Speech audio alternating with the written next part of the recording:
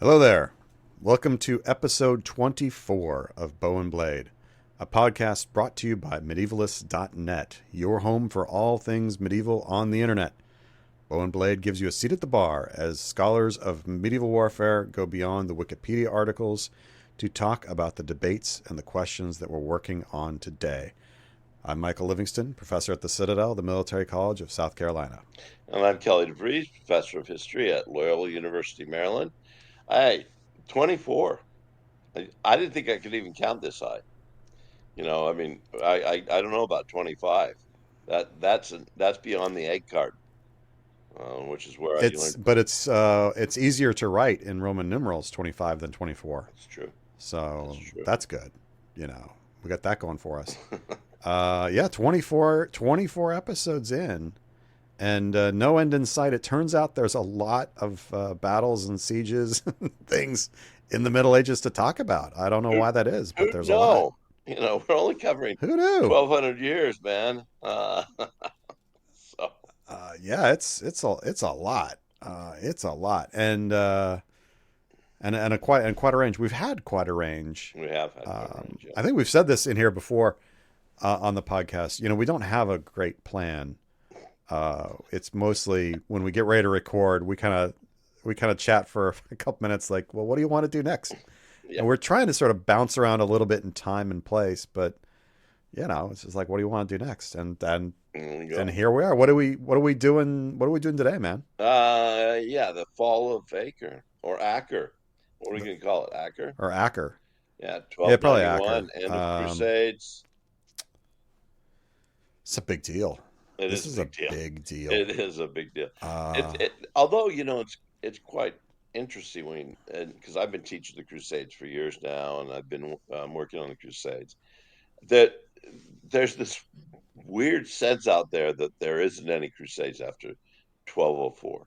Once Venice is attacking Constantinople and on the Crusades and taking a few Crusaders with them, how do we even number them afterwards? And what do we even count them as? But this one is definitely seen as the last. I think there's a consensus of that. yeah, this is pretty much it, at least for Crusades in the Levant, right? I mean, things go on elsewhere Oh, in that Europe, too, yeah, but yeah. um, Well, and yeah, in fact, the enemy changes. So we're no longer facing anybody in the Middle East per se. The Ottomans are going to be rising right at the very end after this, and then we get a whole new bunch of battles. We haven't really talked about the Ottomans yeah. beyond. We did not Nicopolis, didn't we? Did we do Nicopolis?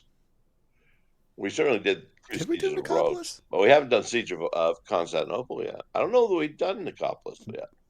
We'll have to I look think that we up. did do Nicopolis. I feel like, or you and I just talked about it without a recording. Yeah, that's probably Like true. we talk so much about this stuff that I'm not sure. Like, What do you mean? did we You, record that, or did you and I just sit at a bar and talk about it? yeah, that may be. That may be. I think maybe we just carry a tape recorder from us and do more podcasts. We hand them to Peter. Here, Peter, this is what we were talking about the real bar, Nicopolis. So, speaking of that, what are you drinking tonight? Speaking of which, well, I was going to ask you, what are you? What's your drink choice? Well, this was a hard one. I've been thinking about this because, unlike other plans, we didn't decide this on the day of. We actually thought about it for the last week and a half since we did Poitiers. Uh, and I was thinking, fall of, do I want something that is really kind of like a dead drink? I mean, that's you know, Long Island I don't iced even know what tea that would because be. That everybody doesn't dies sound in good. it. Bloody Mary because everybody dies in it. No, I think I think it's because the two military orders that we talk about here, the Hospitallers and the Templars, they're going to take a primary edge. They will end up in Cyprus, and I've had some really good Cypriot wine, so I think I'm going to go with the red Cypriot Mm. wine and tears and tears. And tears. That's good. I'm gonna be brutal honest with the audience here. Um, I'm drinking Diet Mountain Dew. I am I don't know if that's as we're brutally recording honest. this. I'm literally doing that because I didn't get as much sleep as I should have gotten last night, and I'm just trying to make sure Uh, I stay up. yeah, yeah. I got to say, Uh, Mike's better half has been visiting her folks the last couple of days. He's been wandering around, open bathrobe, scratching his butt, looking a little bit like the people it's about been him. bad. Yeah, because she's It's been been gone, bad. what, four Yeah, days? I am no good on my own. I think an hour after she left, the house was on fire. Like Yeah, the kids, I was like, just go feed yourselves. I don't know, go into yeah, the street. yeah. Like I don't know, they're feral. I'm no good. It's a sad testament, and I'm willing to admit it. Sad testament. Well, I Um, think that when you've gotten to Diet Mountain Dew is a sad testament of life. At least it takes some that's a gin new in it. low. Yeah, it's a new low. It is. Because Mountain Dew, I mean, I've been alive when Mountain Dew launched itself. So, I look back in that time and I've always thought of it as somewhat like urine. It has that color. It just looks that way. Yeah, I it mean, does. I think it tastes that way too. But add a little bit of gin and maybe urine's palatable. Go ahead. when I was when I was growing up, because I grew up in Colorado, we called it lumberjack piss. Is what we called Yeah. Mountain Dew. Yeah, Well, we know who's not got going to sponsor our show this week. it. Oh, we still drank it. I don't know what that told you about us. Oh, I don't know what it's called Um, either. It is. Though I think a whole segment could be done on Rocky Mountain drinks that brought us into manhood. You know, yeah, get your Coors on. So if anyone from Coors Brewing Company yes, that's would right. like to sponsor Bow and Blade, Uh, you know where to find me. or PepsiCo as Mountain well, Dew. if PepsiCo would They like might to. like that type of publicity. Well, that's PepsiCo. They're owned by Pepsi. Yeah. Um, PepsiCo says yeah. lumberjack. So brought to you by. Yeah. So look, this is as Kelly was saying. Look, this is it's a really important event. Weirdly, I think, given its importance, not as well known. I feel like as it ought to be. I think we think of the fall of Constantinople, like 1453, Yeah. right? Yeah. That's huge, and it is. I mean, it's a major event. There's no question about that. But I mean, this should be kind of in that same conversation, I think, I agree. and And it's just not. I agree. I think that one of the things that it's it's it's either the final event, kind of the end. I mean, we do have this island off the coast that doesn't go until 1302, but basically it's a picnic place for the Knights Orders, and that's the only reason they're hanging on to it. But the it- at the same time, the way that's presented, it's kind of the last of it, and it's the inevitable. So the Hmm. Mamluks, are they're going down the coastline. Is it more important that we lose Acre and here, or that we lose uh, our Antioch at the beginning of the 1260s? Right. And what about Tripoli? I mean, they're coming down the coastline, so it's almost the last gasp, and so it seems to have been inevitable since the beginning of the Crusades, but it's certainly inevitable since 1260 that it lasts until Yeah. 1291 is dedication of the Knights Hospitallers and the Knights Templars more than anything. So Yeah. Well, let's dial back before we get to the event itself, and let's actually go back a century yeah, to 1191, Third Crusade. Back when the numbers made sense. Well, do they even make sense at that point? Well, that's another question. yeah, But Third Crusade, a fairly famous one, right? So this is where everybody's favorites are, it, especially Kelly's favorite. it This is brings Kelly's it. favorite King of England. Yes, it brings me hate mail. I'm gonna get hate mail for this. And I just made sure that you would get it by Yeah, pointing out. you did. Okay, Uh, let's put it out there on the table. Richard the Lionheart, uh terrible, terrible general, did not win the Third Crusade, and committed committed a war crime. Okay, now Let the hate mail come. Proceed. Yeah. So, I mean, the real key. There's two real keys here. The reason I want to talk about that, not just so we can have Kelly drag Richard and get hate mail, but one of the key points is what Kelly just said. Didn't take Jerusalem. Doesn't take Jerusalem. No. Yeah, the Third Crusade fails to take Jerusalem, and when to some degree that's the selling point of the Crusade. Obviously, there are other factors going on. There's economic, there's all kinds of other stuff going on, but at least one of the banners that's being waved is to take Jerusalem, and you fail to do that. The mission accomplished banner doesn't look very good. No, it looks at like that the point. last one up on us. Mission not accomplished. Not good. And this place, Acre, some people pronounce Acre, and that's fine. We may screw up and do that too. This actually becomes the capital of the Kingdom of Jerusalem. It does.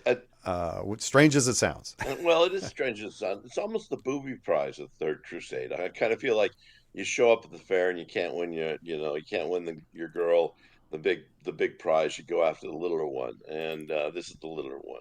There's no question. I mean, Siege of Acre in 1191 is a huge event, but it's almost as if Richard, well, certainly the other leaders, and in this we're talking about Frederick Barbarossa dead, but Leopold of Austria and Philip the Fair of France, they'll leave right after its capture. Richard hangs around and then goes down the coast past Jerusalem a few times, wins a couple of Pyrrhic battles, but Saladin keeps his army in between Richard and Jerusalem.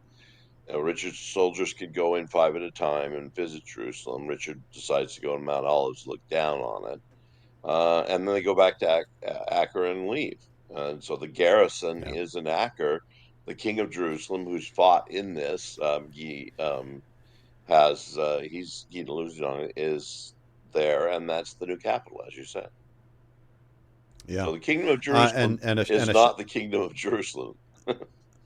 Right. It's quite something. But of course it does speak to the centrality of the idea of Jerusalem. Yes. It's still the Kingdom of Jerusalem and such.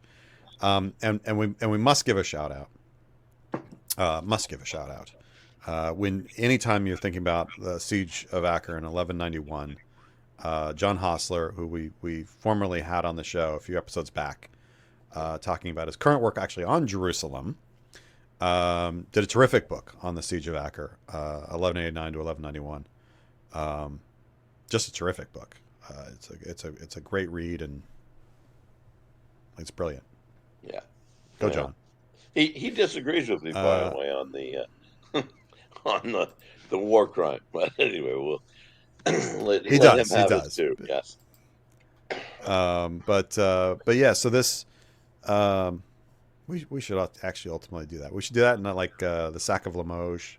Let's do some of these like war crime things and talk about whether or not they are. Why would they be? Why would they not be? Yeah, we'll put that on the list. So Third Crusade fails to get Jerusalem. But the idea that is obviously still there, because the Kingdom of Jerusalem in Acre. Acre was achieved, right? Gained as a result of a lot of blood, that was spilled in that siege in 1191. The memory of that resides. It continues, and of course, what Richard had done, whether or not it's a war crime or not, was the memory of that held constant. But the surrounding political geography, yes, of the Levant, of the Holy Land, changes pretty drastically 50, 60 years down the road. And that becomes very important for what we're going to be talking about today. Yeah, I mean, it changed quicker than that, actually. But what we're talking about is 50, 60 years down the road. But I think the death of Saladin, throwing the his dynasty's capital back to Cairo, is very influential because Christopher Tyerman, one of his most influential essays back probably in the 80s, asked the question: are there any 13th century crusades? Because they're going towards Egypt, except for our favorite crusader, Louis the Ninth, Saint Louis. Louis, who ends up at Tunis in 1270, and then dies off the coast of Tunis. It's like, oh, somebody didn't fix the compass here. But so the Crusader states are really left alone. They don't have a lot of military activity. They don't get reinforcements. It's almost as if the church has forgotten about them. So there's not a lot. You get adventurers. Edward the First is going there for a year, and then some of the others are. Some of the French kings are. But it's not like in the first through fourth crusades where we got everybody out there with the drums banging. Um, Francis of Assisi will preach the crusade, but he visits Jerusalem afterwards. He doesn't. As a tourist. He doesn't go there as a crusader. He only goes to Egypt. So the whole political geography of that area switches to to the Egyptian area, and very little changes with the Crusade states. And in when we kind of zoom out, when we get to the middle of the 13th century, Yeah. we now have one major new player on the board Yep. that wasn't really there before, and that's going to actually kind of domino down to another major player coming out of Egypt. But the introduction of the Mongols, like Yeah. inter-Mongols stage right, That's right. Yes. Well, makes stage, for upstage, along the Iranian upstage. Koosh. Yeah. And I mean, that's a good Yeah, they point. this makes a difference. It makes a difference. It also proves the point that the Crusader kingdoms aren't that important, because the Mongols come in. The initial reason the Mongols come in, and hopefully we'll have Nick Morton on fairly soon to talk about his new book on the Mongol wave coming in this area, because he agrees with us. I think that the Mongols are the new player in the bloc, but they're after. Mongols have a different style of warfare. Their warfare is go in, take whatever's in front of you, keep artisans alive. Anybody else opposes you, they're gone, and they go after rich cities. And so their targets are Baghdad, Aleppo, Damascus, and they're on their way to Cairo. So they're completely ignoring the Crusader states. Yeah, go right And past it. they go right past them. I mean, what's the point? There's nothing to steal there. They can take everything. They've stolen the big amounts in Baghdad, but and Aleppo and Damascus. The Damascenes know their game, so they just leave the city alone. They leave the Damascenes just leave the city. The Mongols come in, take whatever they want. The Damascenes go back in afterwards, and Go it's back in, clean it up. cleaned up. But the Mamluks at that point, who have just thrown over the Saladin dynasty, the Abbasids, they now worry because they know they're coming to Cairo. Cairo is the next city on the list. There's no question, and so they come out. They say that we don't want this to happen. They can, news has hit them of this destruction of Baghdad, this destruction in Aleppo, and as it had hit the Damascene, so they left the city. The Mamluks come out, and it's their first real foray out of Egypt. It's to try to stop this Mongol horde army coming that way to go after Cairo. And a funny thing happens. So almost a coincidence, except that it is one of these things that if you're I suppose a believer in whatever deity at this point, you can grant it that way, because Hulagu, leader of the Ilkhanid Mongols coming in, gets word that Monka, the great Khan, has died, and he's one of the claimants. So he up and takes about 50 to 60% of his army and rides pell-mell back to Karakorum, only to find out that Kublai, his cousin, has beaten him there and is now the great Khan. Yeah. So he then has to backtrack.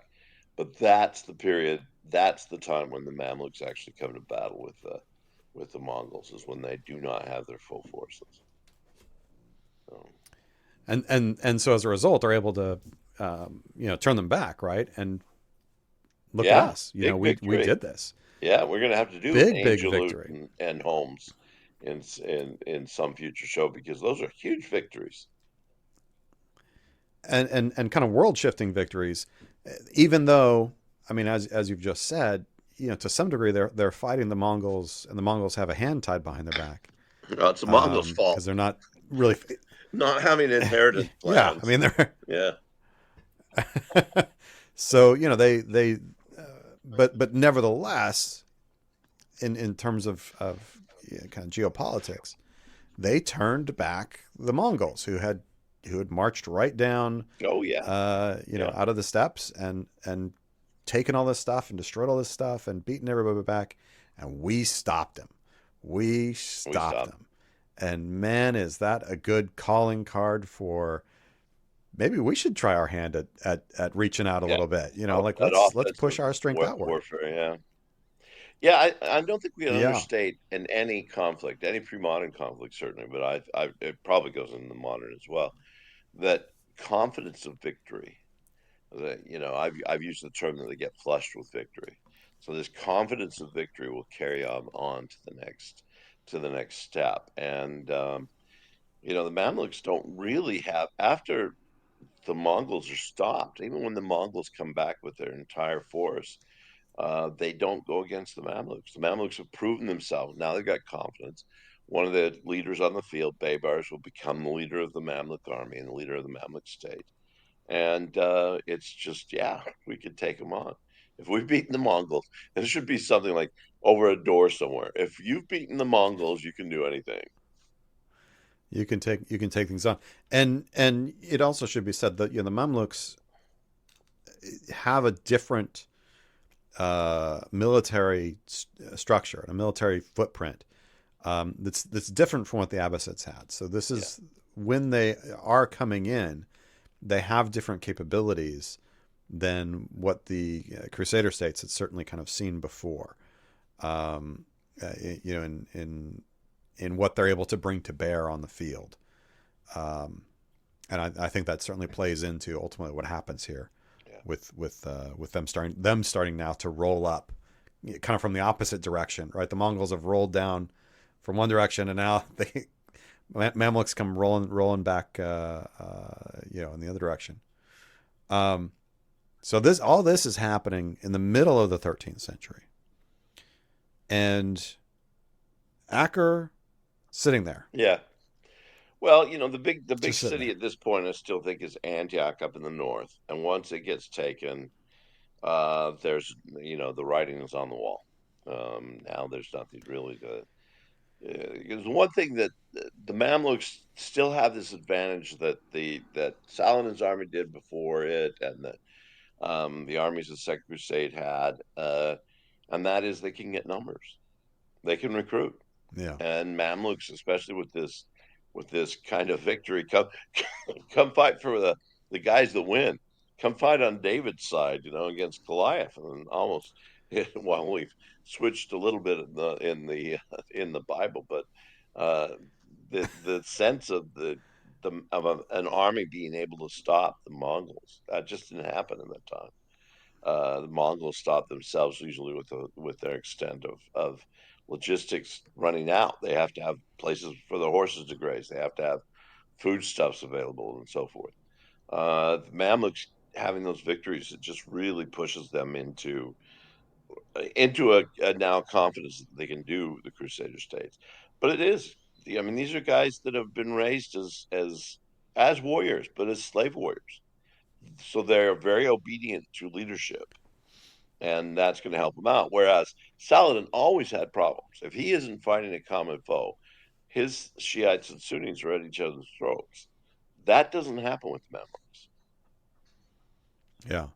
And it should be said we're not going to have time to talk about it too much, but in the midst of all this, the Crusader states are negotiating with these powers, like considering an alliance with the Mongols, considering an alliance with the like they're sort of trying, but it really, I mean, I don't know about your reading of it, but it always seems to me like what's in it for anybody else? Like I get what's in it for you there in Acre, but what what use is it to the Mongols? Why would they want to make that deal, right? Or why would anybody?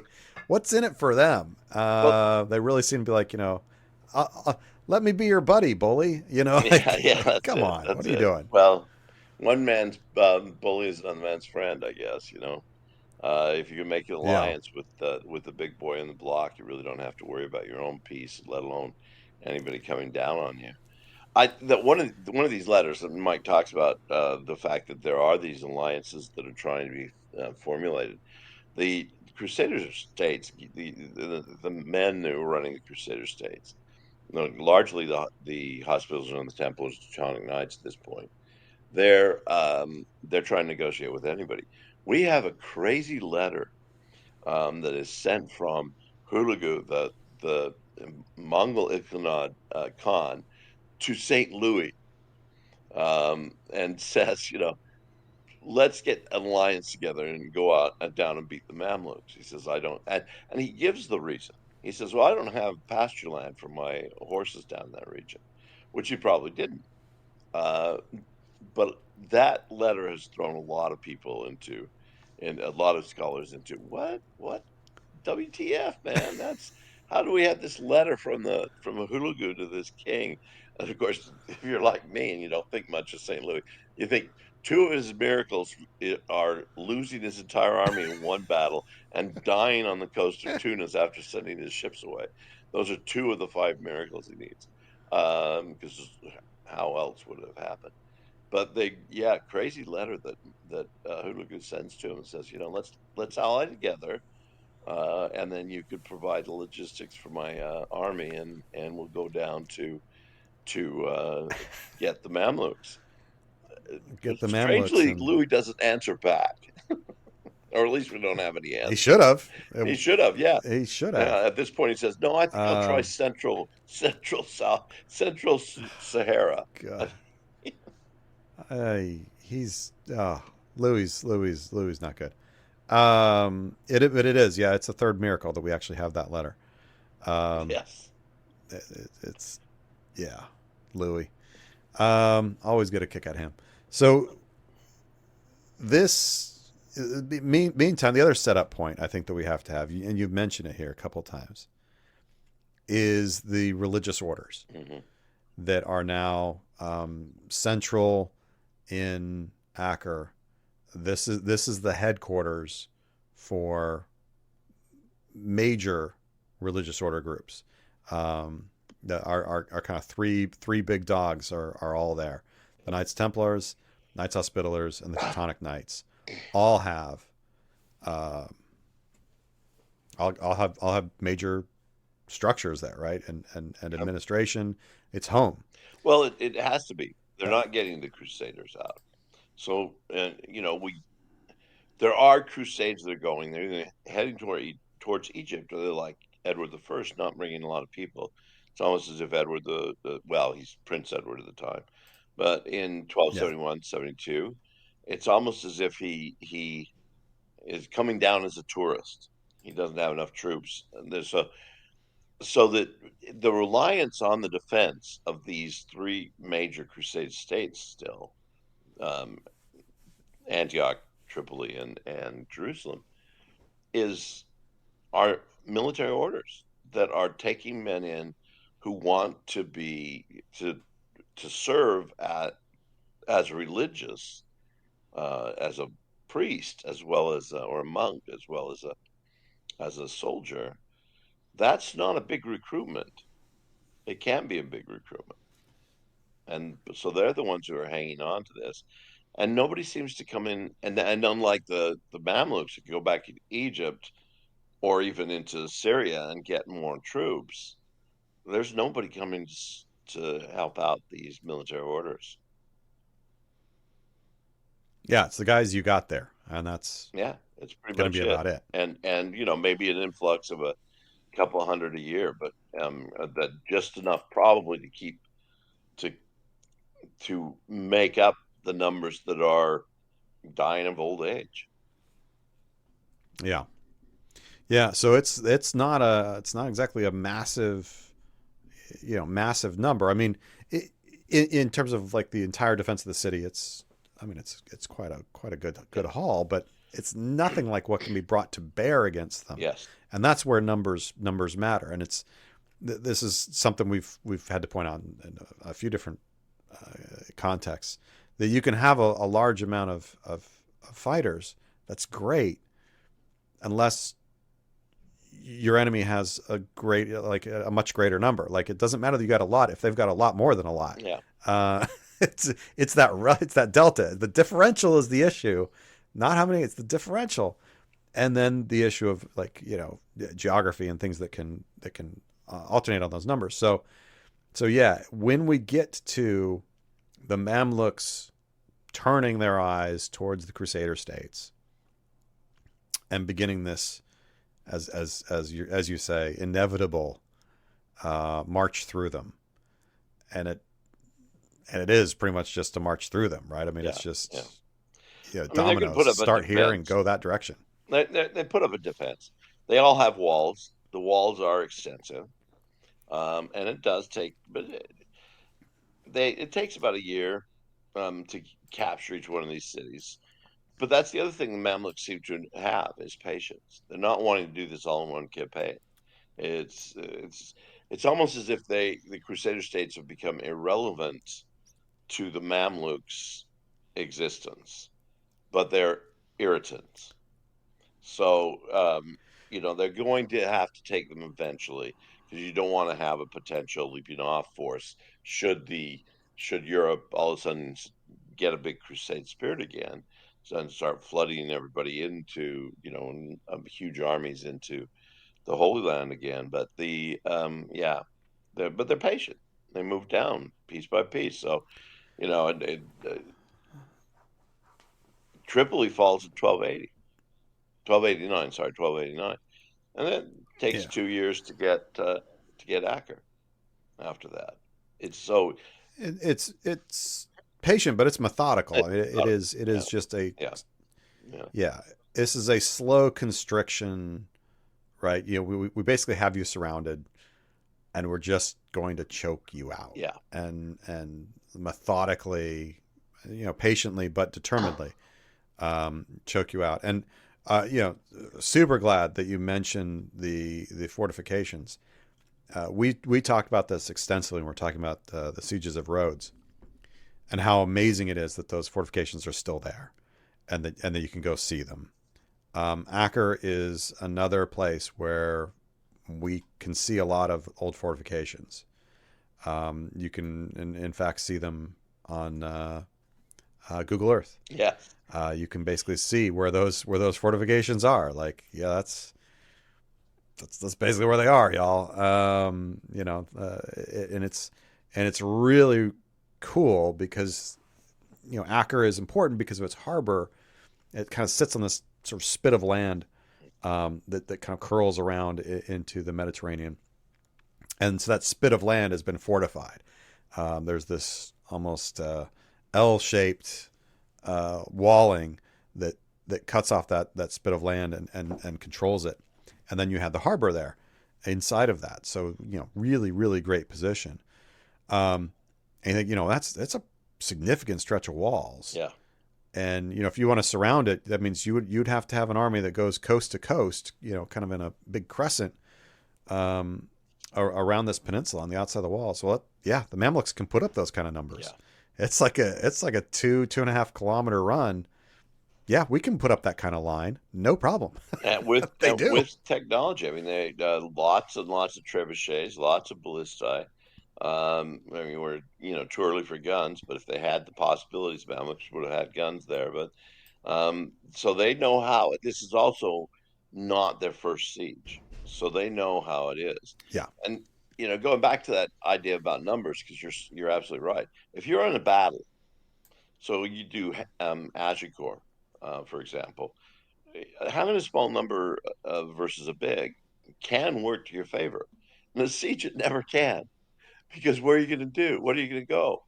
The one thing I will say is that it seems that either with an agreement in the Mamluks or that they had a very poor navy, the Crusaders are able to basically get all the non-combatants out of Acre before the last siege, because the harbor's open. And the king of Jerusalem is actually on Cyprus at this point. He's moved there since the Yeah. 18 or since the 1280s, and so they're sending these ships back and forth to Cyprus. So basically, all the non-combatants get out, and the same thing happens at Tripoli as well. The Yeah, non-combatants. about a month before the siege starts in earnest. Yeah, they've got most of the many women and children out, and the idea being, um, that we know this is coming. Yeah, That like yeah, there's no are they coming? No, they're they're coming. coming. They know. It's Yeah, gonna happen. yeah, yeah. And so yeah, they're able to get a lot of these people out. They do get a few reinforcements, not much. No, but the Pope writes Um, around. So here's the big difference between, say, 1095 when the Pope makes the call at Clermont, or even the Second Crusade when you got Saint Bernard running around and and doing all the crusade. The Pope writes to everybody, and other than these few visits in the for a year in the 1270s that done by Louis, well, Louis goes to Tunis and Edward goes to the Holy Land, but there's there's no real numbers coming out. These are adventures or um, individuals are kind of probably bored with what European life. Let's go over and see what we can do in the Crusades. But otherwise, the only ones who are coming in the recruits that the not the Templars and the Hospitallers, the Teutonic Knights can bring over, and the Teutonic Knights are got half their forces up in Northeast Europe. well, Teutonic Knights, the Grand Master ditches. Yes, Um, yes, he's like, to hell with this. yeah, He resigns and leaves. They're like, oh, I guess we gotta pick a new leader now because he ditched. Um, yeah. yeah, because you got to think. This is coming. What are you gonna do? Are you gonna stay? What are you gonna do? So yeah, he resigned. He ditched. Um, rather than face this, And which the is but the not cool. Templars and the Hospitallers don't. They're vowed to fight to the death, and they almost do. Um, there's going to be others that get out because the Mamluks again don't blockade the harbor. They don't have the capabilities of blockading the harbor. So some are going to get out. Ironically, the ones that get out at Acre from the Templars they're going to be the later ones burned there in France. Yeah, 'cause Philip the Fourth doesn't really care about vets. That's true. Uh, Yeah, that's a whole nother thing, man. Yeah, so the when we get to the siege itself, we have this amazing line set up. It's huge numbers that are completely blockaded the land side. yeah, As Kelly said, there seems to be still traffic coming in and out on the water, but land we're completely blocked in, and some sense of the kind of constricting, choking kind of quality of this. For quite a while, actually, the gates are still open, hmm and the Crusaders are using them as to come out and do sally attacks um, against the Mamluks, and the Mamluks are like, yeah, go ahead and do that, because they know where this is headed. It's headed nowhere yeah. where good for the Crusaders. Begins on the 6th of April, 1291. 6th of April. The official siege. That's it. That's when Yeah. the Sultan arrives, and so they can start it Doesn't last that officially. long. No. No, It this doesn't is last not a long. I mean, protracted siege. I mean, it's how long is a long, right? It's not Siege of Calais kind of thing where this takes a year, but it does take weeks. Um, it's not. It doesn't seem to be constant warfare over those weeks, however. No, no, no. I think that studying this and the more I study this siege, the more I think we really need to have a study done on it. I mean, David Nicole did one for Osprey, the little thin thing for Osprey, and then Roger Crowley, who's a very good author but doesn't have the sources at hand, writes a book called The Accursed Tower. But I really think that neither of them really got to the meat of the way that of the whole siege tactics that are employed by the Mamluks. They seem to have no hurry, none at all. They don't have the interest in knocking out the non-combatants, so there's no rush, there's no blockade. They don't appear to be caring about starving the inhabitants out. It's the Middle East, so you've got a much longer crusade, a much longer siege year that you could actually have effective troops, and so they'll pull back and just let their trebuchets knock off, send projectiles into the city and over the walls and along the walls, and they take their time filling in the moat, so they can get their siege machines across. So it's very and it's and very interesting meanwhile undermining and and undermining. meanwhile Yeah, undermining yeah. the walls and towers, because there are a lot of towers. I want to say it's 12 towers. I'm not positive on that. I could be misremember that, but I think it's a dozen I think towers it is too. Yeah. uh, along those walls. It's I mean it's significant. It's well fortified. There's no question about that. Um, Again, kind of like roads, because they knew it's coming, and so you need to be ready. So it was well fortified. But as they are engaged in all this, as Kelly said, very patiently, very methodically, we're undermining the walls. We're getting in there. We're undermining the towers more specifically. Um, yeah, the only sense I ever get of the Mamluks being uh, not necessarily in a hurry, well, maybe in a hurry, but like kind of getting riled up about this, is there is at one point a Crusader, according to one of the stories. I can't remember which one. We have two eyewitness accounts, I think, if I remember correctly, for this one. Yeah, two or three. Um, Yeah. and there's one that might be eyewitness, so which would make it three. Um, but one of them talks about a stone. The Crusaders launch a stone, and it actually lands near the Sultan's tent, and the Sultan is like, "What?" like like that is an affront. And so then it's like, all right, we're gonna storm this place. Like this is too that is a bridge too far, sir. Yeah. That landed near my tent, and then now I'm mad. And so that kind of instigates some some intensity and some desire to make this happen sooner. um Yeah, the I'm a little the bit more skeptical about that story, I think. It seems I like love that I story. know, but it seems it's added on to give an actual provocation for the storming. I think the storming takes place when everything is done. I mean, they put the wicker down in the and filled the moat with stones. They've gone underneath the city. Everything's just ready to be stormed now. And oh geez, out of the sky comes a rock, and it gets close to the Sultan's tent. I First of all, the love it. Sultan's got his tent close I enough, a rock could hit him. We got to worry about that.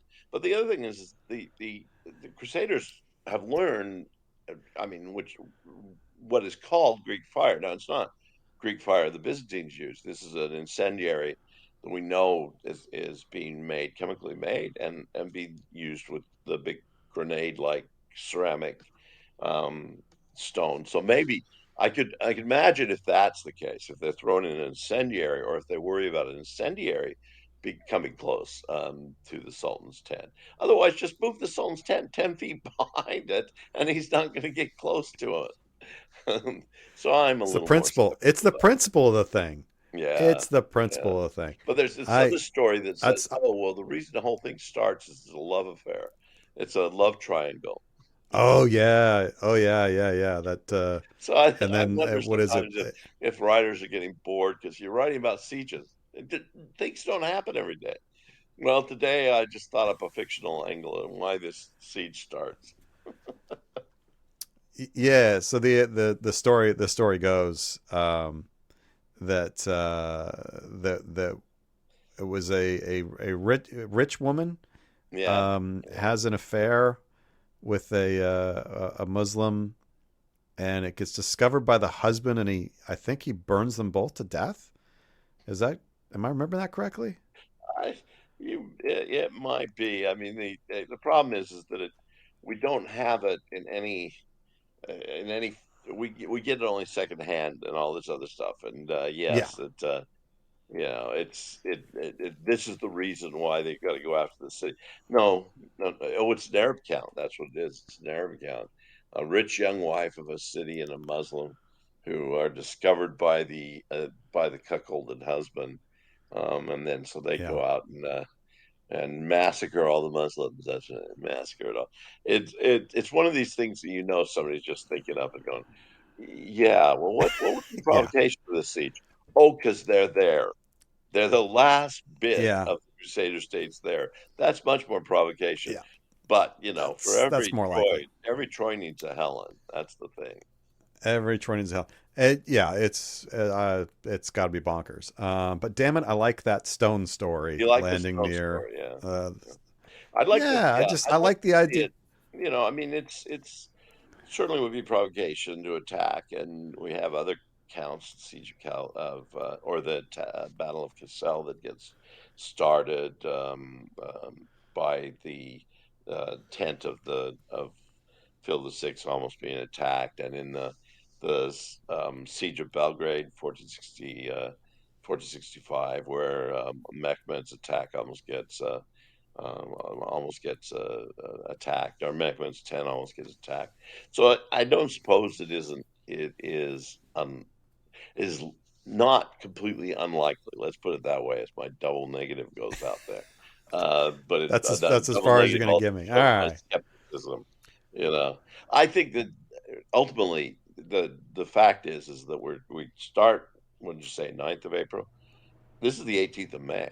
It hasn't been a lot. It's all preparations at that point. Yeah. There have not been a lot of conflict. And so they're ready now. 18th of May, they're ready. That's that. Yeah, and the towers at this point are undermined. They're ready to go, and on the 18th of May, yeah, go and the storming of the city uh, is dramatic Yeah, on one hand, but is also again, it's just the whole thing has this feel of inevitability, that's it. Yeah, that's the right? word I was going to That use when you too. say go, it's it's gonna happen. I mean, it's dramatic as towers are falling, right, and men are getting over the walls, and the walls are being abandoned, and there's Breaches are death and being made. destruction. Yeah, I mean, it is absolutely dramatic, but none of it feels surprising. It No, just simply feels like, and this was the next step. and I think the evidence of it being completely, unsurprising, is that the hospitals and temples, especially Teutonic Knights as well, have rebuilt their own fortified palaces within the city. So they fall back from the walls to those, and those are going to stand as the next rank of fortification. If you're building fortifications within your city that is walled Hmm. like Acre was, and it's gonna that's pretty much a a sign that you don't expect the outside walls to hold. Um, Yeah, yeah, and it's the Templars that last longest. yes, they do. Theirs is the fortress that's at. If you kind of think about this sort of peninsula, theirs is the tip of the peninsula, and so you got to take everything in the city, and that's the last thing that can be taken. Yeah, And it's that much easier to defend because you only have to defend it on one side because the rest is sea. So it's a lot easier. to set up a defense. And as Kelly said, they have Mhm. in preparation for this. So yeah, but in the course of one day, um, the Templar building is it. I think that's the only thing Yeah, that's I think left it's the only one. in outside of Mamluk hands. And I get the feeling in reading the sources on this that the Templars and the Hospitallers are there too. I mean, they're both at the Templar fortification. The last groups there, but they're basically buying time to get men out of the city and out of the harbor, because there's very few ultimately captured, in this conflict. A lot are allowed to leave and go out, to Cyprus and other places. Yeah. Yeah, there's actually an initial agreement made on the 20th of May that everybody can leave. They just can't take their weapons. Yeah. Um, Yeah. and that agreement then is broken because some Templars kill some Mamluks who are there overseeing, making sure nobody's taking any weapons. Right? You're not taking any weapons. You're not taking any weapons. And some Templars kill them, kill the oversight crew, Which is and which is Mamluks a are you? pretty good indication they're taking weapons. Yeah, yeah, it's a very indication that good indication they're loaded with weapons. And just the sort of thing you gotta be like, are you kidding? Really? You're being allowed to leave, and then you're gonna, all right. Uh, great move, guys. Yeah, yeah. And yeah, at that point they've got to they can do nothing but surrender. No, and that's when they do end up, and it's very telling because they surrender, and it's a little bit more than usual because the Mamluks will fetter them, so they'll put them in chains, and that doesn't usually happen in these type of conflicts. If you've surrendered, everybody takes the honor that you've surrendered. That you've got a few zealots that overwhelmed some Mamluks and kill them, and some sort of weird surrender of our idea that somehow you do have to die in this kind of conflict to be a Yeah, Templar. Yeah, but it ends up that they actually do have around 280 uh, prisoners who are fettered, and they've lost. And that's within, as you said, 2 days. 2 days after that yeah. initial I mean, attack. there's one tower that holds out, I think, for another 8 days or something like that. But I mean, it's over. It's over. Yeah, they're just in there, and that's This that. is over. Yeah. And the and so really, it is on the one hand, again, there's just this inevitability we keep talking about. This is just being choked out, and there's like it's only going to end one way. It's dramatic in the process, I guess, but not shocking in the slightest. No. Like, and now that's going to happen, and you're going to fall back to there, and that's going to fall, and you'll fall back to here, and that's going to fall. There's no shock to any of this. Not at all. What is shocking? I guess not shocking. I guess probably this is inevitable as well. But the fact that this really is it, right? When this falls, it's not like everybody is stunned in Europe and like, oh my gosh, let's do another crusade and get back in there. We didn't expect it to actually fall. Let's go back and retake, which we had seen previously in other instances where we had a big loss and it has this dramatic movement happens, right, and everybody suddenly is interested in going back. Like this is it. It falls, and it seems like nobody is interested in going back in No, no, no. anywhere. And the enemy, I mean, there's going to be constant talks over the next 300 years, but certainly until for the next 200 years in France, but the next 300 years overall in the Crusades, there's going to be constant talk. We've got to go back. We've got to go back. Crusade, it becomes almost a trope. Well, if we weren't fighting each other, we would be over in taking back the Holy Land. So it was a constant rhetoric going back and forth, but there's no movement to do so. If it is, and of course the enemy changes. the Ottomans. So the next big crusade is really going to be the Coplas, and Yeah. that's not even in near the Holy Land; it's in Balkans. Varna after that, and Belgrade, and there's not a movement. Jerusalem seems to have lost its identity as the site to take at that point, and it's it's kind of it's a study in the Crusades as a whole and how the enthusiasm for the actual Holy Land is there at the very beginning, and then it dissipates because the enemy changes, the enemy's locale changes, and the Crusader goals change. Um, I don't think anybody's really looked at that aspect, except well, there's some ideas about religious warfare at the end of the Middle Ages that kind of suggest, well, what's going on. Why is it Jerusalem has lost its allure, and now it's going after um, Damietta in Egypt, or going after the Ottomans after that? It's a curious thing Yeah. to see. One of the, I mean, the military aspect of this, I think, is, it's almost, this is almost like the reverse of the Siege of Orleans, which we had talked about very early on. Whereas again, that's only a day. It's really a day, 2 days, and that's relieved. In this case, it's taken. So it's almost, but when the inevitable happens, it happens. There's just no backing off. There's no holding out. Yeah. Um, so Yeah. It's an interesting fight in that, um, like in so many of these cases, we we don't have as many sources as we wish we had.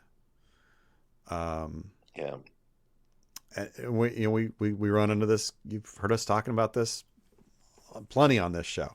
Is we wish we had more sources. We wish we had more sources, yeah, and so often we wish we had, from one side, that we're missing a lot of sources from that side.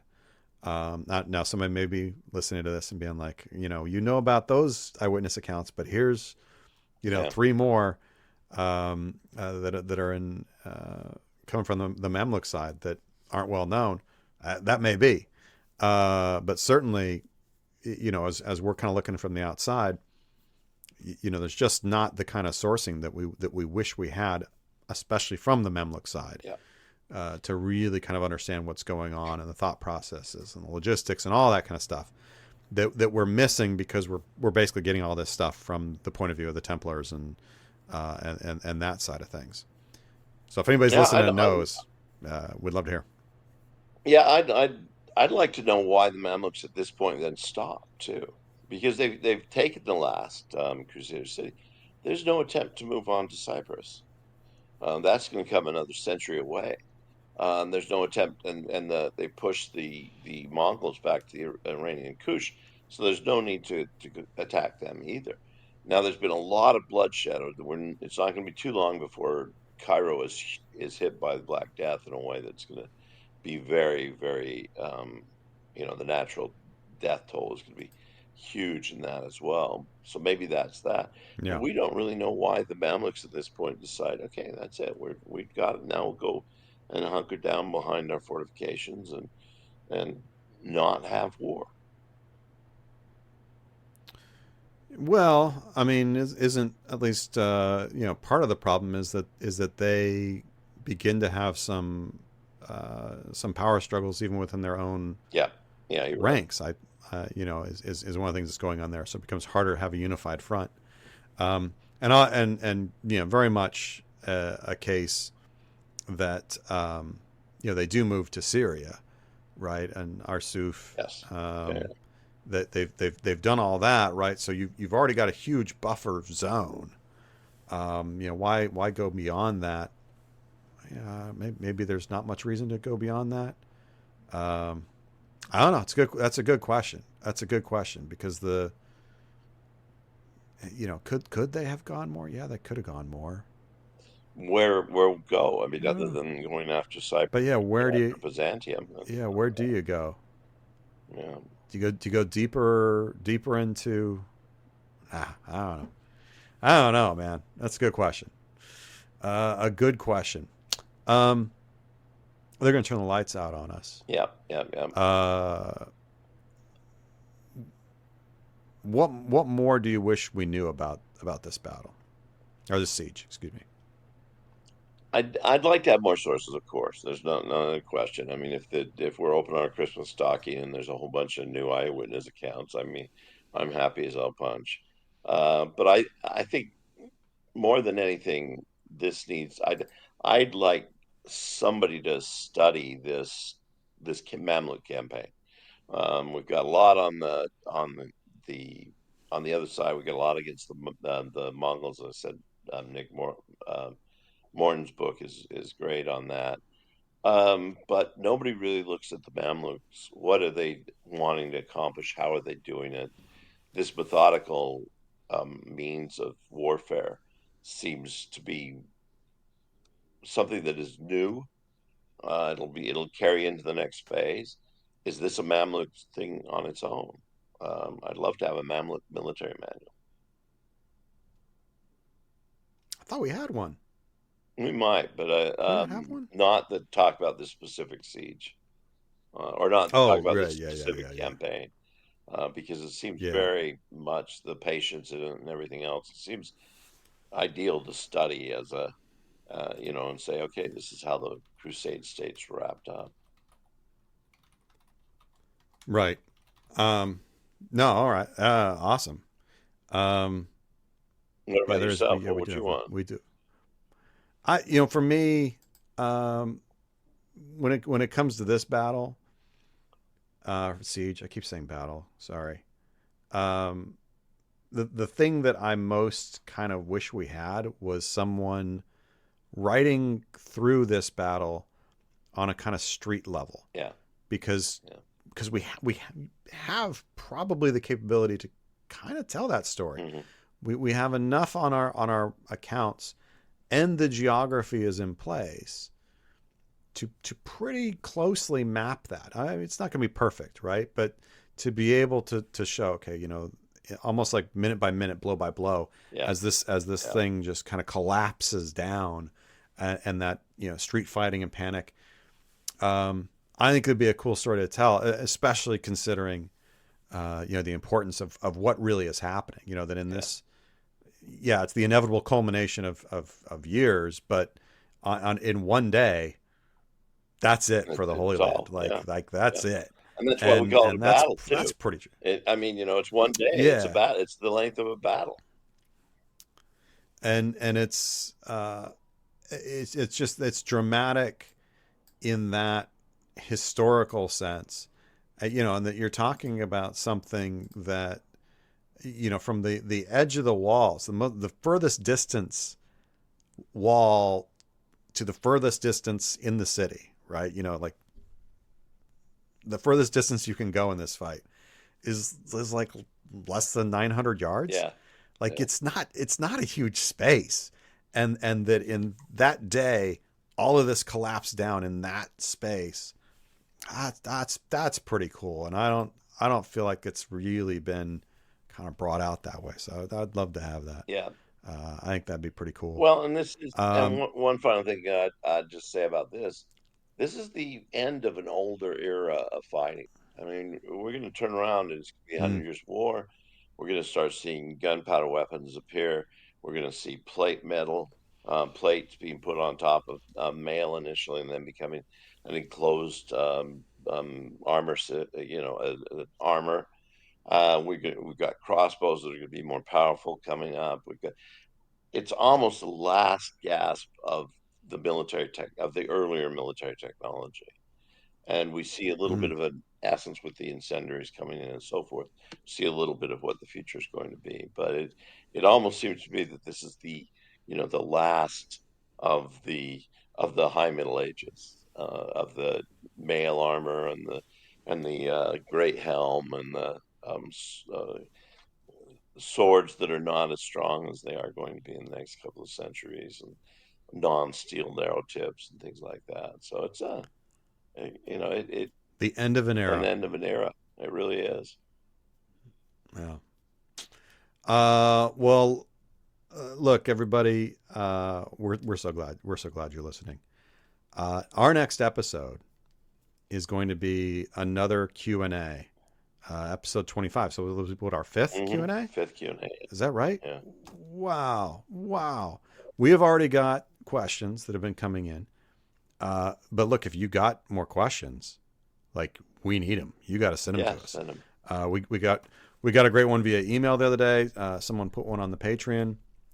Good stuff. Please send us questions, because otherwise we're just gonna like yap about nothing, and that's no good. As we usually do. So send us questions. So look, as ever, a reminder. This podcast is sponsored by medievalists.net.